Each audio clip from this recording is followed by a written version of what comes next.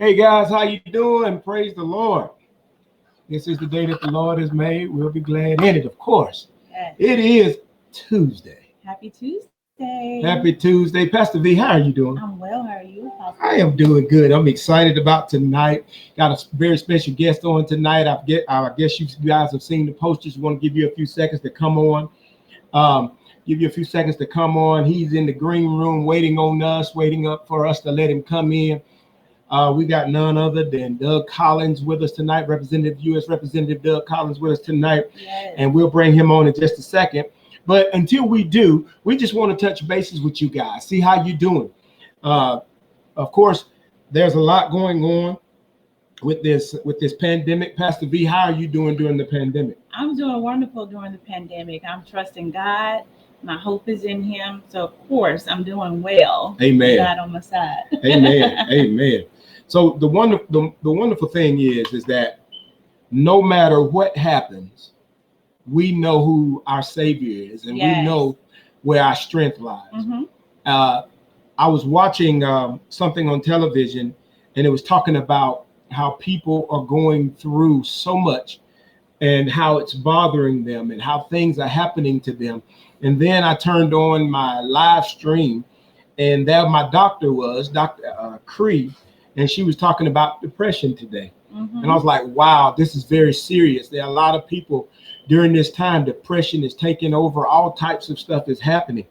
And Pastor B, it's serious. It's really serious. Mm-hmm. What do you think about that? It is. So many people don't know what to feel, don't know what to think from day to day. We hear news telling us, we shouldn't be out. We hear news telling us, go ahead and go out. So it's kind of left up to us to toggle. And like some of the sermons that we've already been ministering on, if you've been in the valley of decisions anyway, Right. Then you're faced with additional conflict. Sometimes it's scary. You're ready to go, but then you're like, oh my God, I'm tired of being in the house, but what's going to happen when I go outside? Exactly. So those are so many of the concerns, and then people losing loved ones, not knowing how to assess the situation, and that adversely affecting whether they want to go out and be social, want to go back to their normal activities. So just so much to take account, and it's different for every person. Exactly. And we totally understand that different circumstances. People have different circumstances where they have to go back to work. People have circumstances where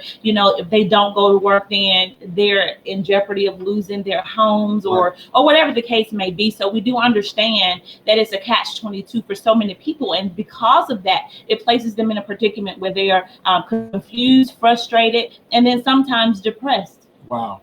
So tonight, that's why we have our guest that is getting ready to come on with us tonight. We're not going to delay him any longer. But we had to set the atmosphere. Each week, we try to bring on guests that are going to be informative, people that you want to hear from, and people that can really, give us some heads up. Mm-hmm. And so tonight we have none other than Doug Collins that is with us, our U.S. representative, and we're getting ready to bring him in right now. There he is. Hello, sir. How you doing? I'm great. How are y'all? Oh, man, we are doing good. It is so good to see you. It's good to see you as well. I mean, it is a day that the Lord has made. We always rejoice in that. Yes, amen. Absolutely. Amen. Tonight, we want to give as much time as possible for you to answer whatever questions that people may have. We have a few questions that are already, in that we want to make sure that we get out. But before we turn you loose, guys, make sure you go ahead and share. We are on with our representative. And so for those questions you may have, make sure you ask tonight. This is your opportunity. One thing we hate is bad information. Mm-hmm. You always want to get the information, get it right. And what better place to get it from than the source? All right. So tonight we're going to go ahead and start. There's a couple of quite a few questions that are already in. And so that first question, there it is. It's on the screen. Doug, can you see that? Oh, sure. I can see that. That's not a problem. All right. I love it. Well, good. Well, one, I just want to say thanks for letting me come in tonight. I mean, it's just interesting that y'all are talking about the times that we live in. If you don't mind me starting here, my background a little bit, for those who don't know, is I pastored for 11 years in Gainesville, Chicopee Baptist Church. So Pastor B and Apostle, we've been there. We know we've covered that ground before. And one of the things I want to share before getting into politics is what you shared about being nervous. One thing about it, our God's not scared. Our God Come knows on, man. everything is going on. I mean, when we're nervous, he's okay. When we're fearful, he's strong. I mean, I think what we got to understand here is something that the Lord spoke to me in my quiet time just the other day. It was actually been a couple of months ago, but he's refed it every day. And it is, I always like Psalm 91. Psalm 91 is always that comforting psalm. It says, he's going to protect us. He's shouting. And look, I've been through a child with special needs. I've been to war, and everything in that psalm is very special. But a couple months ago, when this thing first started, he dropped me back to Psalm 90. And in that he said, it was a verse where he says, in Psalm 90, I think it's 12, he said, number your days that you may show yourself approved or show yourself with wisdom.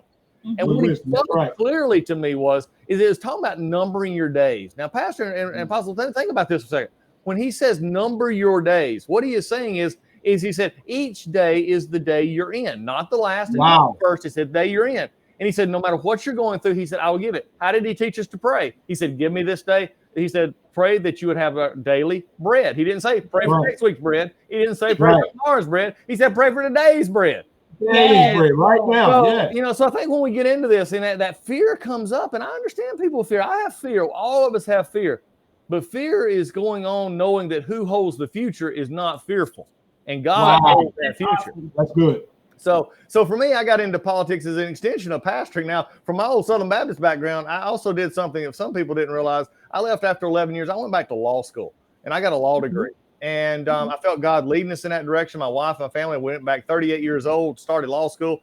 Some people have asked me, they say, well, Doug, how can you be a pastor and an attorney? And I say, from my tradition, that's a backslid, no problem. But I told him, I said, think about this. I said, pastors and lawyers are really the same thing. We tell you the worst possible outcome and the best possible solution. Wow. That's good. About that. But again, it's about helping people. My life has been built around the people. My dad was a Georgia State Trooper here in Gainesville. That's how I got to Gainesville. And my wife's from Lula, East Hall grad. Vikings in the house. Go Vikings. Okay, I got to say though, go Trojans. Okay, go call here. Don't hold that against you. But it was about service. And my mom worked with senior adults at what's now known as Legacy Link. And when I got into politics, it was not something I sought. It was something that opened up. And we had a seat that was open. And I had I was still in law school at the time. So you talk about God, everybody talks about, Pastor B, you mentioned this early on. God will open opportunities for us. One of my favorite sayings about God is he is not mute if we're not deaf. Wow. That's good. He's not mute if we're not deaf. And so how many times has he spoke and we just said, I'm still praying, God, give me that answer. No, you're praying for what you want, not what he's given. Oh, that's good. And so when we opened these doors up, and it been something I thought about, it opened up a state house seat in Georgia, and that's how I got in. And it was an interesting ride. I spent 6 years in the Georgia House, then it opened up to go to the national level in the United States House of Representatives. And for me, it's always been about service. I didn't go into politics saying, okay, what should I believe? I knew what I believed. I knew who I was. I was secure in the faith of him. But what it is how do you still help people in different levels and also have a ministry field that is beyond the scope of really, the normality. So that's sort of how I got into it, where I'm at. And, to me, it's just, I get to work with some of the best people in the world and get to minister to people who agree with me and disagree with me. But that's about ministry. Wow. This leads us right into the next question then. There it is. All right. How does your job as us representing? I think really represents is our job represents us in the sense of what we do here is representing folks in a way that gives them a voice. And whether we agree or disagree, I think that's the biggest issue that I've always come into contact with. In this world, I will always fight for my values. And some people say, well, how can you fight for values and then find compromise with Democrats? Or if I'm a Republican, be a Democrat, and you can pass big bills. We passed First Step Act, which the president's taken on, which is a criminal justice bill. That affects communities everywhere, and especially many times in communities where the criminal justice system is viewed as an adversary, not as a friend because of the problems that we've seen in it. I get that. But why are we as taxpayers spending money to keep people incarcerated and just keep them there instead of trying to give them hope when they get out? Life is about hope. And so that's what we've been working on, and I think that's what we've got to really deal with. Can you stay right? Can you stay there for a second? Because this next question, it rolls. Let's just go ahead and put it on the screen. There it is. Oh, yeah. That's you're answering it. So, hey, I think it's only fitting that we go right into it. Well, that's perfect. Sherry, thanks for that question. How are you involved with criminal justice reform? We sponsored the bill. If you remember, right, there's the president during the Super Bowl, took out a big ad. I can't afford that kind of stuff, but the president can. And he took out an ad talking about the criminal justice reform and the ones who are getting out and being reunited with families. And the thing that was so important about that and why it's important to me is that something to remember, 95% of everybody who goes to jail, whether state, local, or federal, will come home at some point. Now, for those 5% who never come home, they need to stay there. They've done stuff that so have isolated them from society that they need a place away from society to pay for what they did. Now, but for those who come home, the question becomes, I believe, and this is from my own big background and my own experience, everybody, there's not a person you see when you wake up in the morning and you go out or you go out during the day that you don't look them in the eye and see somebody that has infinite worth in God's eyes. They may not know that worth, but God has that worth in them. So the question is, they may have made mistakes. They may have made problems. They may have had issues. They may have had addictions. They may have had mental health. But when they go through the system, you pay for what you do. That's biblical in its sense. You pay for what you do. But yet, are we in a way to help others get back out? Because I want to see people get out of the jail system and come back home to families. I want to see them come back home to a job. I want to get back home to see how they can actually function in society in a way that I believe God intended for them to do. So that's why criminal justice is so important to me, and why I believe it just transcends, demographics, backgrounds, and everything else. It's something we can all, especially a faith background, really get into. Wow, that's awesome. And I agree with that. It's almost as if, once a person is punished and once they pay for whatever they've done or however, it's like there's no forgiveness. It's like, hey, you done it, throw them away and forget about it. But if you were in that situation, and we could easily be in that situation with one wrong move, right? You can be in that situation. Exactly. It's the grace of God that we all haven't failed in something. And, would you want to be that person that was never given another chance? Mm-hmm. So I completely agree with that. But with the perspective of everyone, we want everyone to have that opportunity to get it right. And we know that sometimes some people, just like choosing to do the right thing is a choice, and even accepting God's grace is a choice.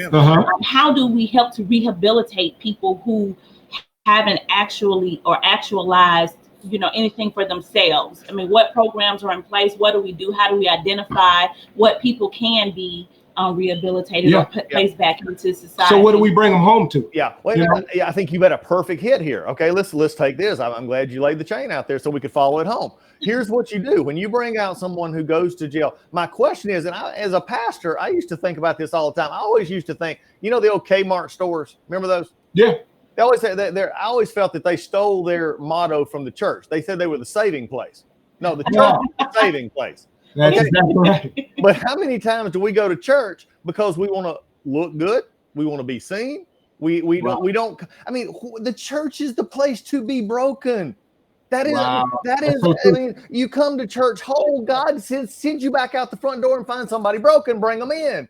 Because this is where we have to deal with this. So when we issue this challenge in our ministries, in our jails, and we give people who have mental health conditions, we get them on some medicine that can help them. We get them on a steady job. For those who can't read or write or we get them some help in there getting a GED. If they have issues with maybe just violent tendencies, they just have stuff that they counseling they, or they need job skills. So when they get back out, here's my question. Churches and communities need to line up. We need people in work. We need people in jobs. We're going through a pandemic right now, but that's not going to end pretty soon. We need to be able to reach out, and churches are more than gathering around on Sunday morning and non-governmental groups as well. We got to get ready to say, we welcome you back. Now, we're not going to be, and we're going to be wise to do so, but you got to earn your trust. Trust is always earned. And I think if you look scripturally, that's God gave us little pieces and he gives us more pieces. That's the scriptural admonition. But you can't just leave people out with no hope, no vision, and no job and expect them to just do good. That's a false hope. Mm-hmm. Wow. And it reminds me of when people come home from active duty in the service. Mhm. You think about how many people they're trying to fit back in society, and it's so tough. Oh, So it is. I can only imagine what it's like for someone, like you said, that's coming back home, that's been incarcerated and different things like that. Everybody's important. All lives matter. And I really appreciate what you're saying and your work on that. I remember a while back, there was something that you did that was so awesome. And I remember seeing it. You were really fighting for this. You were really fighting for reform. You were really fighting. And man, you took a hit for it. And I thought about it. I said, wow, you take a hit for being a human. You take a hit for caring. Mhm. And that's what it seemed like to me. I mean, can you kind of help me with that for us? Well, it is. I mean, look, again, politics is a sort of a rough and tumble sport. Somebody asked me one time, what prepared you to be in politics? I said I was a pastor of a Baptist church for 11 years. You ever sat to a Baptist deacons meeting? I love my deacons to death, but they look at you with that look like, yeah, you just a pastor. Thank you very much. That's enough from you, buddy. Been there, baby. But it's a good thing. But really what you got to do is if you're not out there giving it, if you're not being, the old joke, the old saying is, if you're not being attacked for something, you're not doing anything anyway. Wow. And I think one of the things that we need to really focus on, and if there was young folks watching this tonight, or even maybe in middle age, maybe you're taking this pandemic and saying, God, what do you want from my life? Maybe this is the chance of saying, for the first time, you've had a chance. That saying we always say, I'll have time later to get to it. Well, now you've had about 6 weeks. You've had about 7 weeks where unless you're in an essential job, you've had some time to think. Maybe God's moving you. And if he is, then you got to be willing to, be broken. I've always loved the song "The Dance" by Garth Brooks. And I happen to get to know the songwriter of that. And he gave me a handwritten copy of that song. And there's a part of that, man. It says, basically he said, I could have missed the pain. I could have missed the sorrows. I could have missed all the things, but I'd have had to miss the dance. God never called us to miss the dance. In fact, he called us to live. And I think that's what we got to do. And so, look, you're going to get hit, you're going to get it, but I'll rather be hit moving forward and helping people all day long because, as we go through this life, it's all about relationships and people. This earth is temporal. There is eternal. And I'll put faith in that. That's also a way to look at things, because when you're in the job of people, as like you say, such as pastoring and public office, you live in a glass bubble, and everything you do is scrutinized. And one thing you learn quickly, pastoring or in where the public eye as you are in the business of people, you learn real quick that you can't please everybody. Right. And the moment you realize that, you can actually survive. Yep. Without realizing that, it's tough to survive. It's tough to survive. And it's awesome. I believe God sets us all up. I believe God set you up for what you're doing, just like he set us up for what we're doing. You went through pastoring. You learned how to have compassion, I believe, because you can't be a pastor without learning that. And then to get in the office that you're in, wow, that is a cutthroat business. Do not want your job. You can have it all day long. So how much is required of you? You're one person. There's so many people who make up the conglomerate of what you're doing and where you are. But how much of you are you able to put into what you're actually doing as a representative? We know you represent the people. Yep. How much are you able to put yourself into there? Well, if you don't put your whole self, you're really it's gonna be hard for you.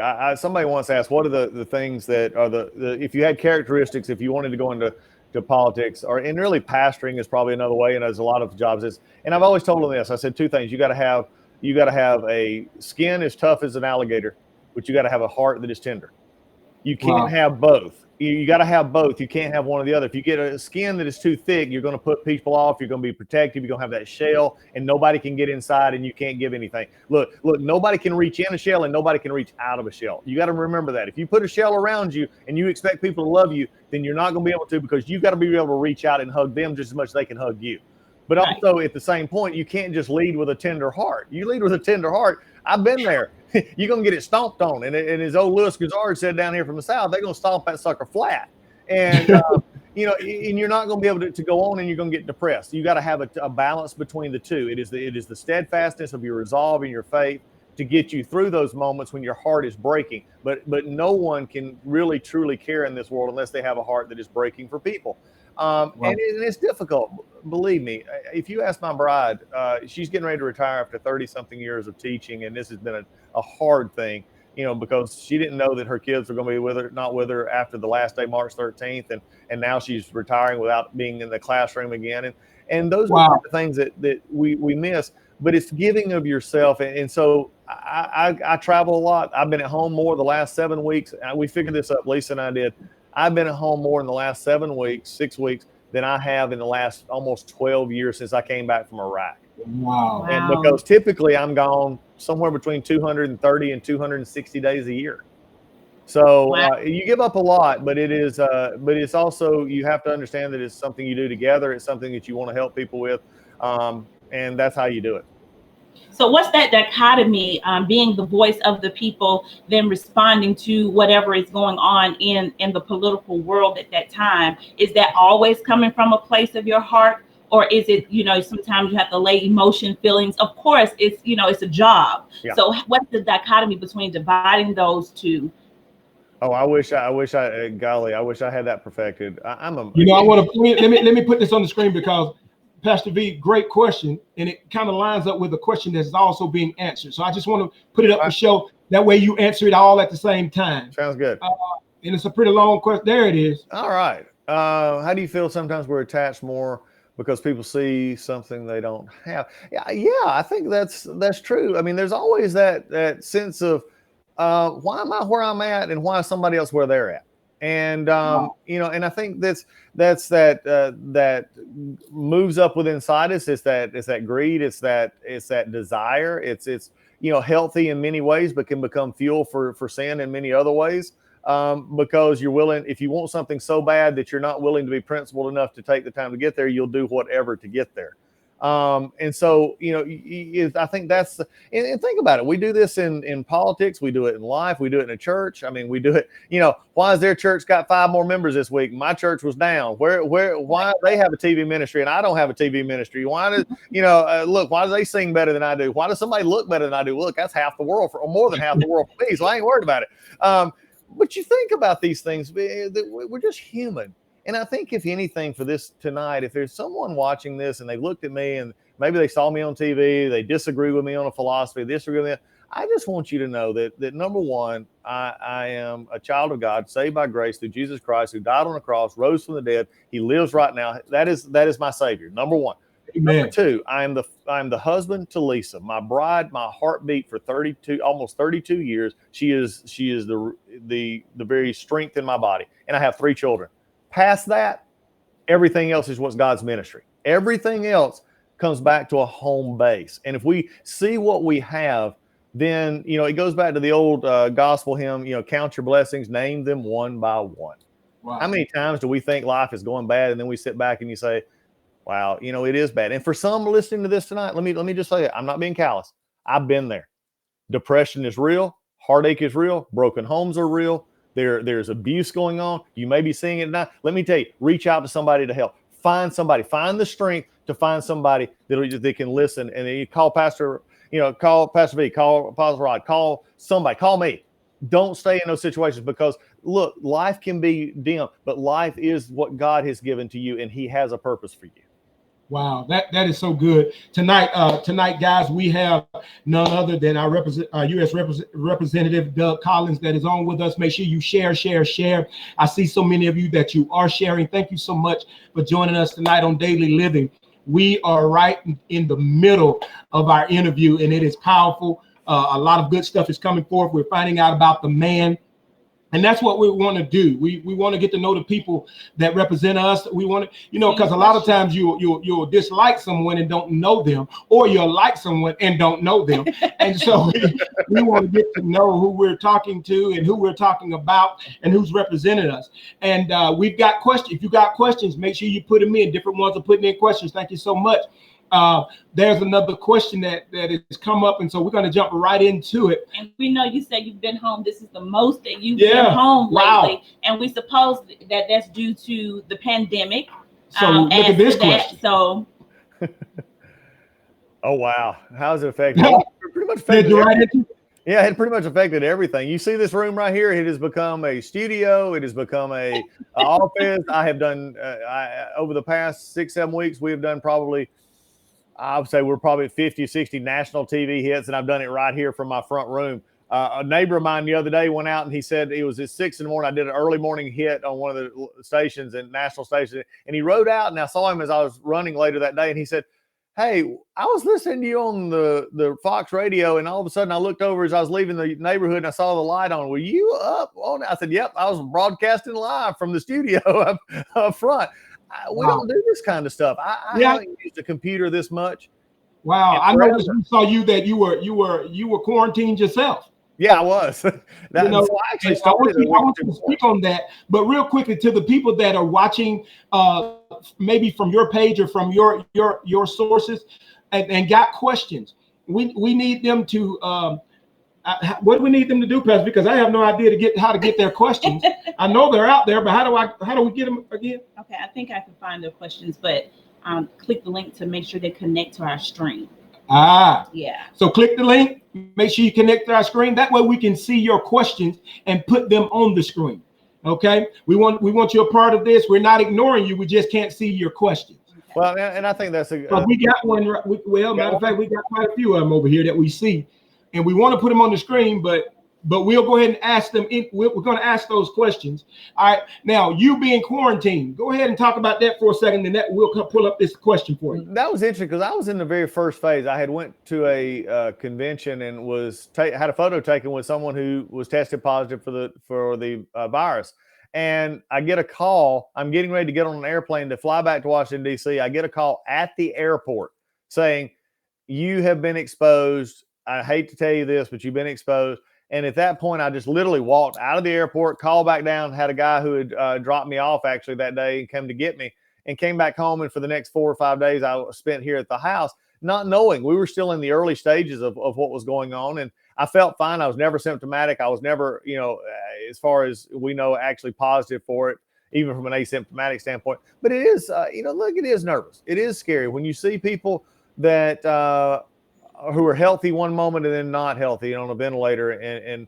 But one of the things I will do, and I want to encourage folks tonight in this is take a time to assess your health.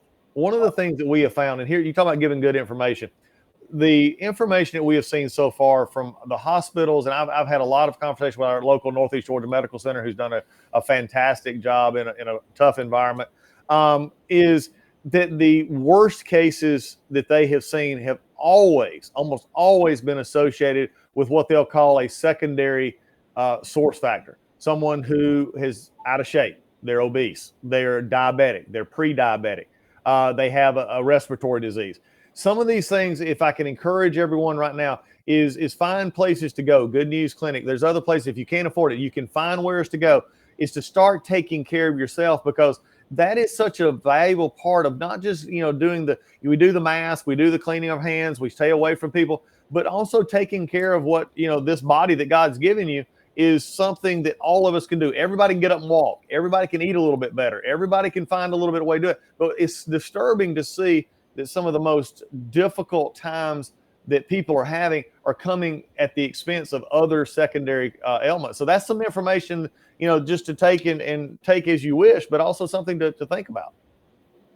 Wow. And we have a question from Jasmine Polly. Hopefully I'm saying that right. They can see me, but I can't see their questions on this screen. But she's asking a question in relation to the pandemic. Yep. And in her opinion, she thinks that it may have been grossly exaggerated and wants you to speak to that exaggeration and the people being able to get back to work. I think it's been a balance. I think when we first started this without social distancing, without anything coming in, without the expedited measures from the federal level, from the president down to the governor, I think we would have seen a much different scenario. I think what we're seeing here is, remember, this is a virus that came to us with no vaccine, no pre-prepared way for this. This is not like the flu is because a lot of people will get the flu or they'll have it a vaccine. They'll take their flu shots in the fall. This came on us without any of that, and what we were seeing was an aggressive, not only infection rate, but we're seeing an aggressive early on. Those who were getting it were getting very sick and getting sick very quickly. We saw this in China. We saw it in Italy. We saw it in Spain. And the reason I think at first there was and I think at some points probably an over response in some areas, but in your highly populated areas, your bigger cities, and even your suburban areas like Gainesville, remember, Hall County is seeing their spike now, whereas other places like Atlanta and others saw it, 3 and 4 weeks ago. We're still working toward this. It's real. I believe there needs to be a balance. I mean, we've got city. I travel also the state, and especially in my running for Senate, I talk to people all over the state, and rural areas. I talked to a guy down in Quitman the other day, and he said look, the restaurant closed and the hairdresser closed. Other than that, everybody's still doing the same because there's no real virus down here, and that's the way we need to be able to bring people back. So it's everything in life is a balance, and there's been a lot of concern, but I want to also, for all these people, and I just saw the governor of Oregon just said they're going to keep until July the 6th. Okay, that's a little much. And we need to make sure that we're balancing this as we go forward, but take the precautions, do what we need to do, but health and economy both have to come back together. Wow, that's good information. Then we have Nando Ramos, who's on the opposite spectrum and wants to know the accountability measures that are in place for telling people to ignore the virus. Yeah, that's something that shouldn't be. And I mean, look, and that was one of the things. So especially for me coming on early and having my own experience with having to go to a virus, I think everybody again, unfortunately today, and y'all see this, we run to the extremes. So many times it's the extreme that gets noticed. It's the extreme on one side or the extreme on the other side. And the fact that most of us, 90% of us live in the middle. It's the 5% on one end, the 5% on the other end that make the rest of us go, huh? And I think that's the information is take the information that the medical professionals are giving you, take the information that you see from on the economic side, and then you have to balance it too. One of the things I'm concerned about, and I've said this before, it's not a matter of government opening back up churches, businesses, or anything else. It's a matter of people feeling safe to go out. If they don't feel safe to go out, they're not going to come to your restaurant. They're not going to come to your hairdresser. They're not going to come to these places. So we got to have the stuff in between, but we can't just write stuff off and say, oh, it's a hoax. And is that just as much as you can also just lock everything down. Those are just both two things that can't be rationally set up in our society right now. Wow. You open up the door for something that has really been on my mind, because Gainesville is such a big part of your life and my life, our life.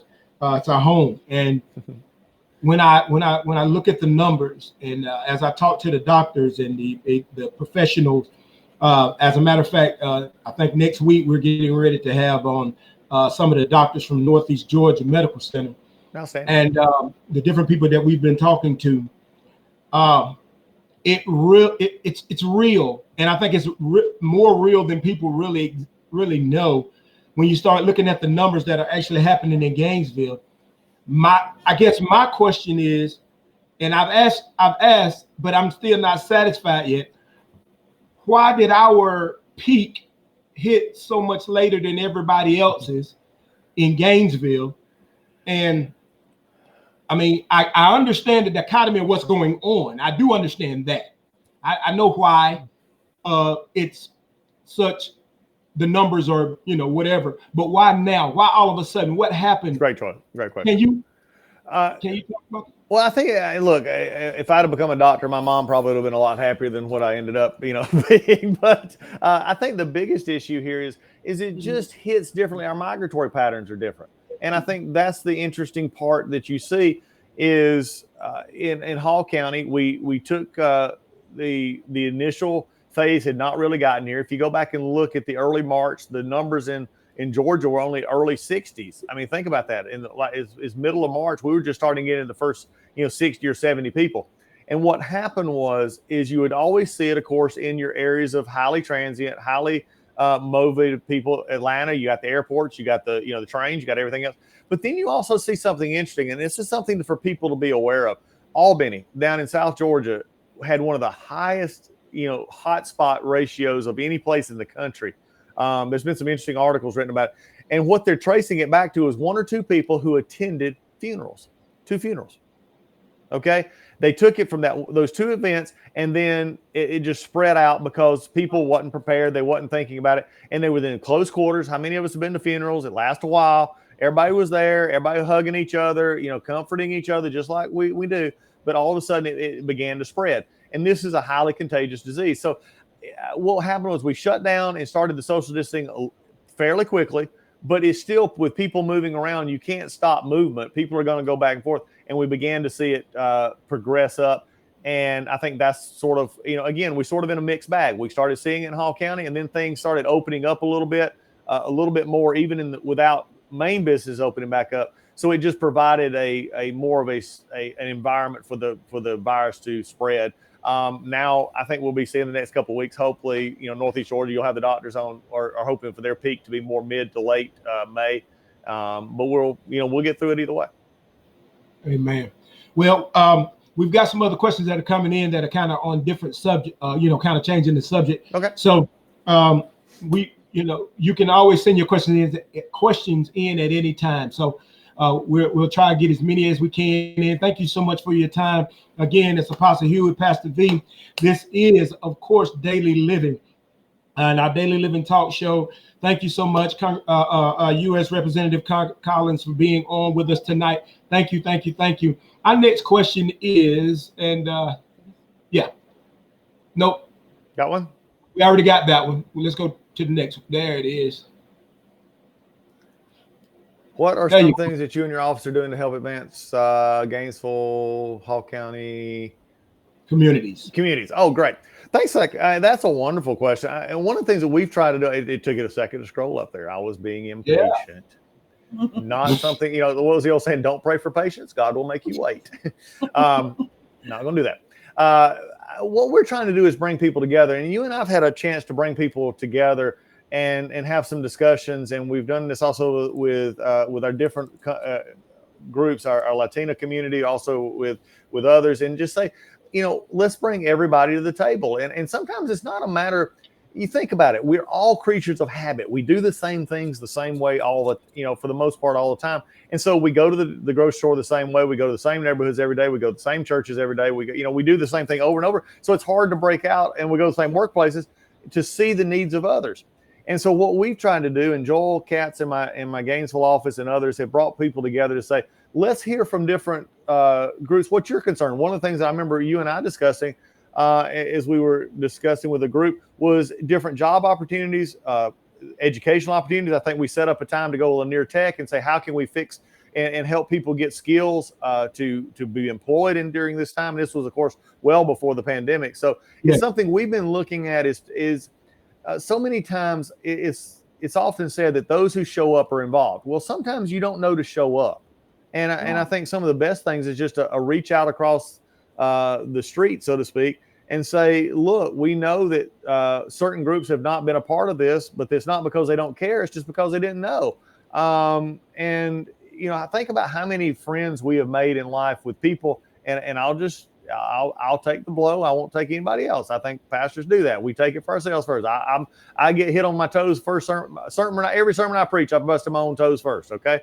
Right. Is how many times do we look at somebody or look at an organization or look at something and say, it's time for me to go to the bathroom. I don't want to meet these people. But yet when we meet them, they become the blessing in a lot. There's some that they're just about. And so I think these are the kind of things we do in the communities, is to bring our spirits together, bring our folks together.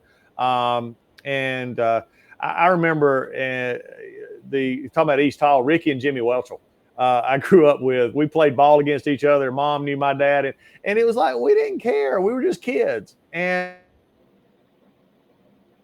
I think our community sort of bred that. We're always still separated. Nobody thinks we're all together as we should be, but there's ways that we can bridge. Public service gives you the opportunity to open doors for people to sit at a table, and in some cases break bread, but in many cases just break ideas. And how can we do that?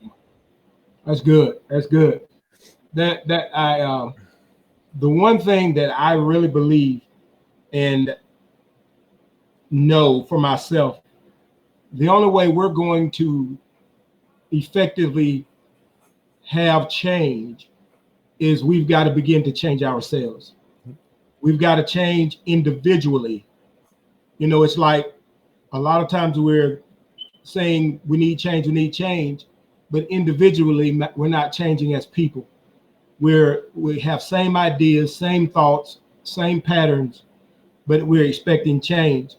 And it's almost the definition of insanity, where we do the same thing, but expect different results. And to have real change, you can't have it without there being a level of being uncomfortable. Mm-hmm. That always comes with change. You want to speak on that? Yeah, motion causes friction. Think about that.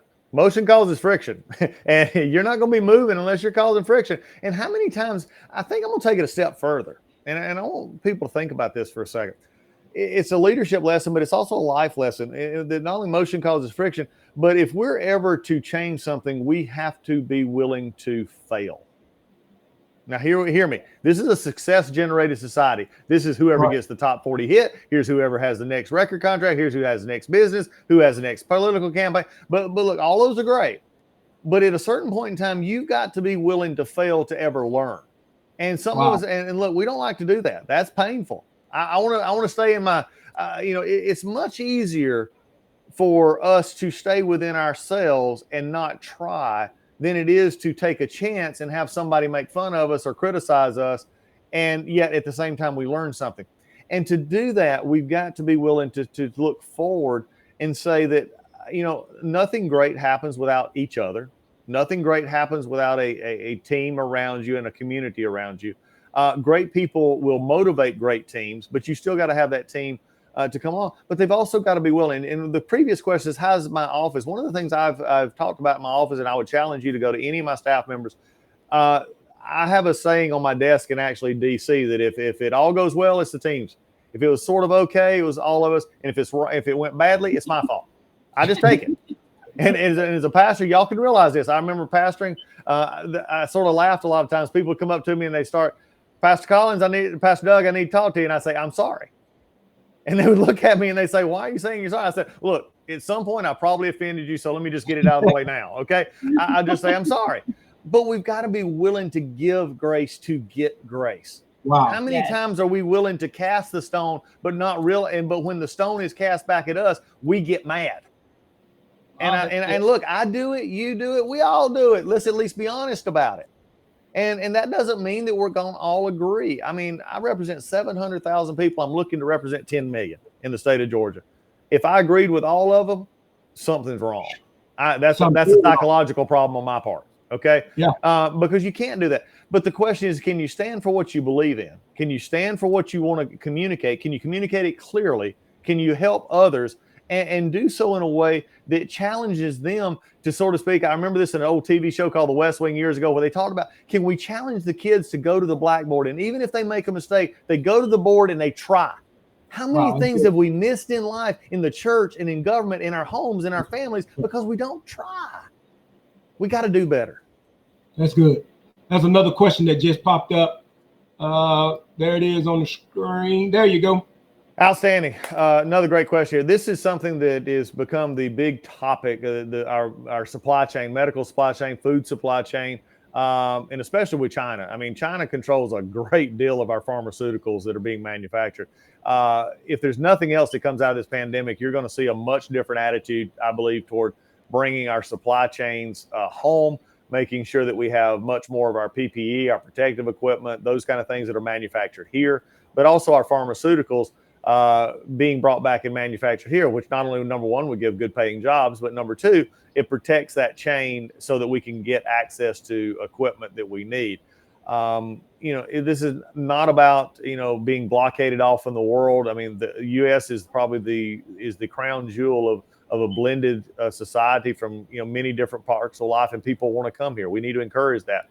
And they need to come here legally and do it in a way that is proper. But we also need to make sure that we have a supply chain that also takes care of our own, so that then we, as we always have done, take care of the world. And I think that's the biggest issue. So that question is a wonderful question. I've got some legislation that we're going to be putting into place over the next few weeks. It's going to address some of these kind of issues to make sure that we're doing that as we go forward. Okay. We've got quite a few more questions that have come through, but we can't put it on the screen because it's come through a different way. Okay. So Dean Morgan asked that you address getting on board with the Emergency Money for the People Act.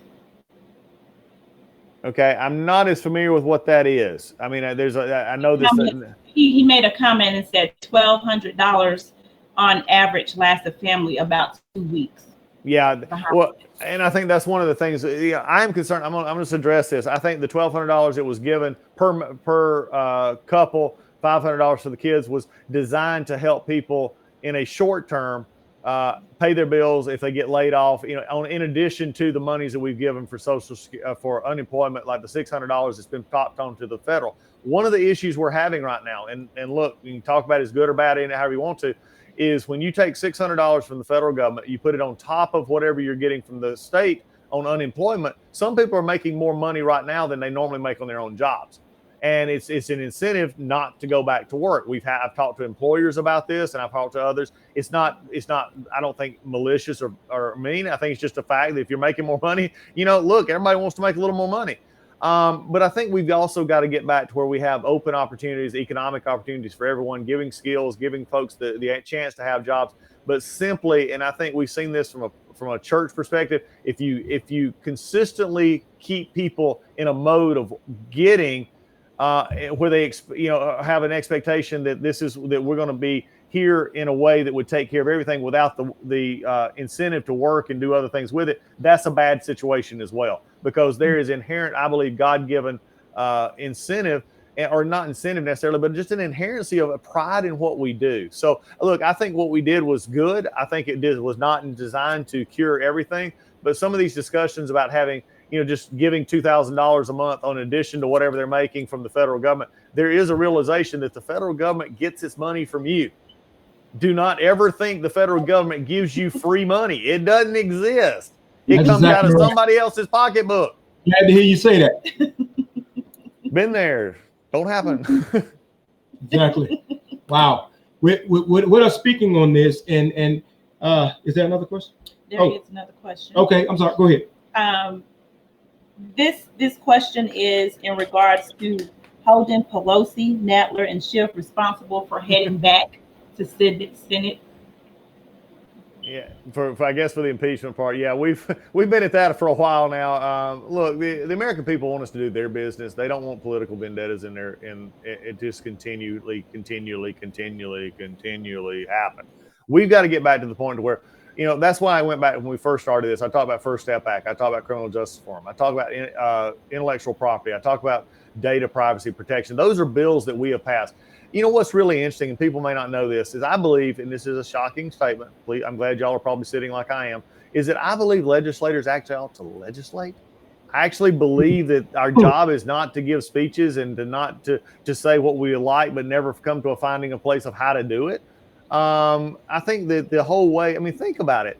If you always are in a situation of just talking about what you believe, but never finding a way to solve it, that sounds more like a lecture than it does actually governing. So we've got to be able to do that in a way that continues to bring people together so that we can find really solutions to their problems. Pelosi, Schiff, and Nadler, I think, did a very, from my personal opinion, and people have seen me on TV, they did a disservice to our country, because we knew at the end of the day it was not going anywhere. And no matter what your political bent is about the president or not, I tell you what did suffer in this, we didn't get a transportation bill. What did suffer in this is we didn't talk about pharmaceutical drug pricing. What did suffer in this is we did not talk about mental health conditions in our country. We did not be able to look at more Second Chance Act on the criminal justice side. There is a price to political game playing, and the political game playing price is always paid out by the electorate. Wow. That's good information. Speaking of we can't talk to you without talking about politics, especially not on a talk show. But this next question is pretty good. You're making some big changes running for senator. Why the change? Because I believe firmly in the values that we've tried to fulfill in the 9th District. I believe that it is time for us to be passionate about what we believe in. I am tired of rhetoric without passion. I'm tired of. I believe what is conservative values matter. I believe that families matter. I believe that how they are how we make an economy so that everybody has a chance. That we leave nobody behind. That there's those opportunities that are values that you speak to. That care about people. I want to be someone who takes conservative values and expresses them all over the state of Georgia and away from Brunswick to Gainesville, from Baker County to Stevens County. That they know that they have good, bad, or indifferent. They know that number one, they'll have a senator that listens to them, a senator that takes an active role in what they do. Remember, as I talked about those bills before, I've passed more legislation, big legislation, in 7.5 years. It's the only time I've been in the House than most members do in 25 plus years. I mean, you go to work. You don't go there for the privileges. You go there to work. And that's what I want to take to the state of Georgia. I believe that people matter. I believe that good ideas matter. And I believe that this state is a wonderful state that needs representation, that can transcend really where we are, take people who differ on different opinions, but listen to each other. We may disagree, but we don't have to be disagreeable when we do it. And I just want to continue that process in the Senate. I believe being in the House, we've seen a lot of things go to the Senate and die. I want to go over there and actually be a senator who actually decides that we really need to pass some stuff and not just simply posture. Wow. With all that has happened, of course, with the pandemic and everything, how did that affect your campaigning and that type of thing? I mean, I'm sure it put a stop to a lot of things that you had planned, or you guys, or whatever, Yeah, full stop.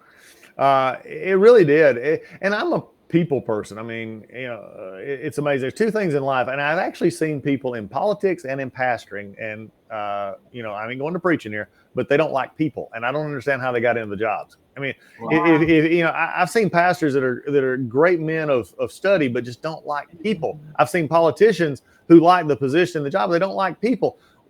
This is hard for me because I like people. And I like to hear their stories. I like to shake their hand. I like to eat their barbecue. I like to, sit down with a cup of coffee and find out what makes them tick. And so the campaigning has really been different because we haven't been able to do that. I've done a lot of this, and I enjoy this to an extent, but it's made it difficult. So, and we were just talking in our campaign for Senate just the other day about, what happens if this continues into July and August and September? How do we reach people? And so we're beginning to plan that and decide how that's going to work. But it has changed a great deal of what we do. And look, I'm not, I'm a trooper's kid from North Georgia. I'm not wealthy. I can't buy my way into office. I have to go out and tell people ideas, and I have to ask people for help, and we move forward in that. And so for me, it's about, taking that message day by day in every possible way we can, because I'm a firm believer that if I can use the position that I believe God has put me in now to help others be lifted up, that's my greatest role in life, is to help others get to where they may not ever been able to get. Because if I didn't have people in my life, I would have sat on the sidelines and wondered what if instead of what could be. Wow. We've got one more question that we can take. We are running out of time. We had a set time that we could be on with you through your schedule. And thank you so much for allowing us the time. Okay. You've been on with us for almost right at an hour. Matter of fact, you have been on for an hour. And so we really appreciate you for doing that. This is Apostle Hewitt, Pastor V. This is Daily Living. And of course, our special guest is none other than our representative, U.S. Representative for District 9, Doug Collins. We have our last question that we'll take tonight, and then we're going to give you the last word of the night. So this question kind of piggybacks off of what you were saying. And the question was, should Americans be taking the lead of Congress by not going back to work? When does Congress plan to resume? I'm ready to go back now. Look, I told y'all earlier I was a pastor. I was a businessman. We owned a scrapbook store here in Gainesville. I've been a lawyer, but I'm also a member of the Air Force, and I've been in the Air Force now for right at 19 years. I've been to war in Iraq in 2008, 2009. Leaders lead from the front. It is not good that we're sitting here doing this. I'd love to do this. I do it from DC, but we need to be doing it in DC. For us to show fear is not really applicable. My concern is it's not fear for going back. It's the concern of power consolidated in a few who get to make decisions without the rest of us up there. And so I'm encouraging Speaker Pelosi to open us back up as soon as we possibly can. because we need to get back. And I want to encourage everybody to get out and work, and we don't need to be sitting behind. I'm not one that's ever sat behind. This is not, something for me. Wow. Awesome interview tonight. Awesome time spent. Well, if you can see on your screen there, we're going to give you the in closing, what's the message that you would like to share?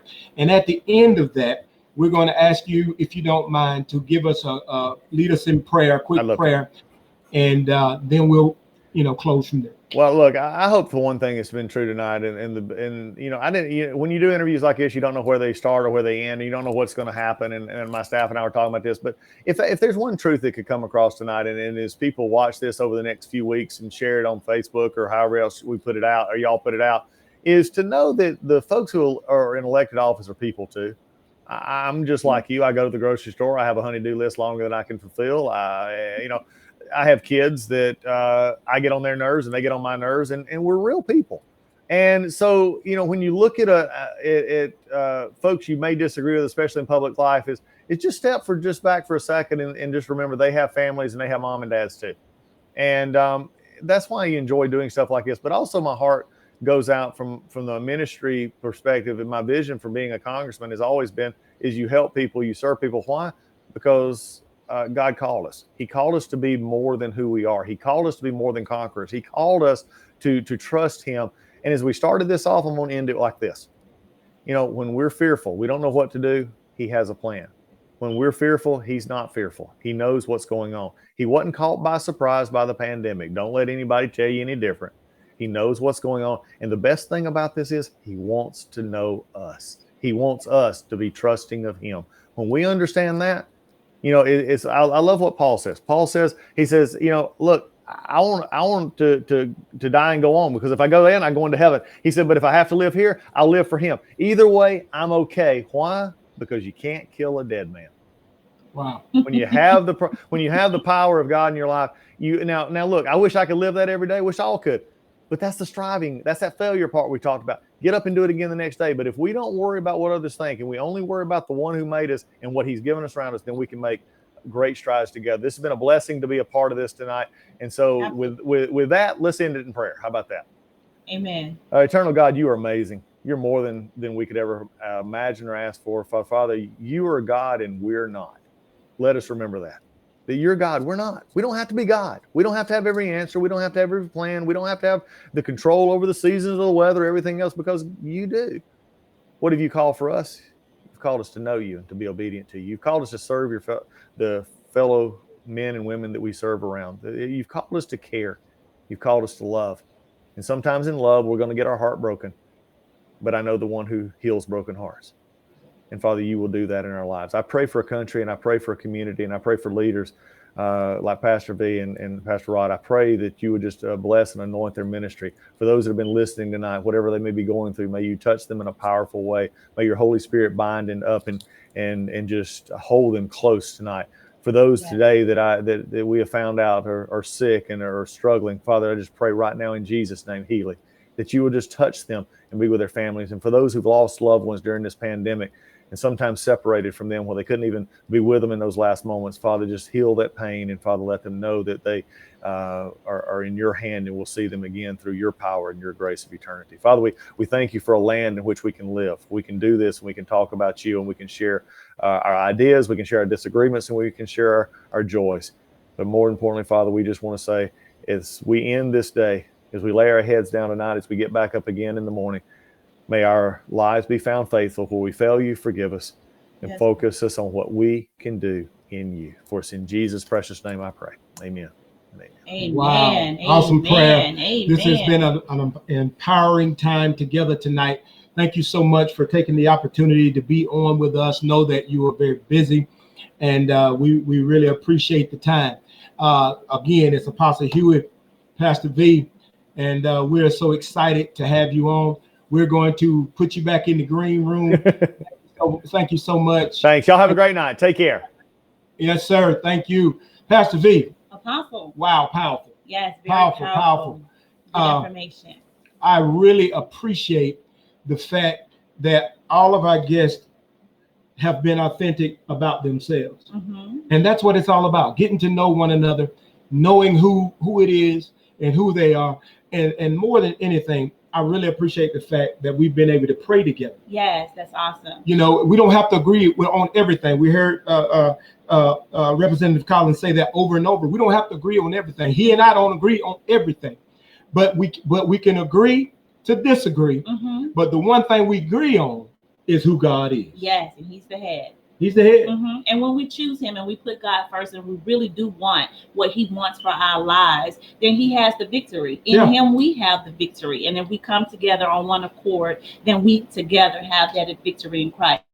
And I love too tonight, I see so many people that have been praying, not just tonight, but tonight for congressmen, for our leaders, for those that we've had on. The Bible teaches us and tells us that we should pray for our leaders, for those who are in authority. That's what we're called to do, even when we don't agree, even when we don't understand what their position or their purpose is. We're called and purposed to pray for our leaders. That's right. And praying for someone is not about whether I'm on their side, I'm on their team, they're on my team. It's about praying the will of God over that person and that they have the heart of God and the mind of God. So that's one of the things that we want to encourage you. Pray for our leaders. Pray for your leaders. It doesn't matter. A lot of people, may not have voted for who's in office, but now they're your leader. It is our responsibility to pray for our leaders. Amen. Because one thing we know, God is in control of it all. And we thank you so much for being on tonight. What a powerful time with our representative. And I love the fact that he didn't dodge our questions. He answered the question. And we appreciate all of you watching. Please share this interview. Go on, click, share. Watch it again if you have to. But make sure you share this interview and other interviews. You can go to our page, Daily Living Talk Show, and you can see all of the different interviews. There are a lot of interviews that are still being uploaded, and we really appreciate you supporting our Daily Living Talk Show. And they can catch it on the YouTube channel as well. So we'll have to put that link there so that you can go to the YouTube channel to miss any previous shows that you might want to engage. So if may have to do some binge watching, you know what I'm talking about. You know how we do it. I've been doing it. I've been watching all kind of stuff, catching up, doing everything. So do some binge watching. Go on our Daily Living Talk Show page, download it, like, share, and then watch the different videos. We got a lot of different people that are coming on. We got our calendar it's filling up so quickly. We're having to actually do a few other days. And so, because normally we just come on Tuesdays. So we appreciate you guys. Thank you so much. God bless you. We love you. We're out of here.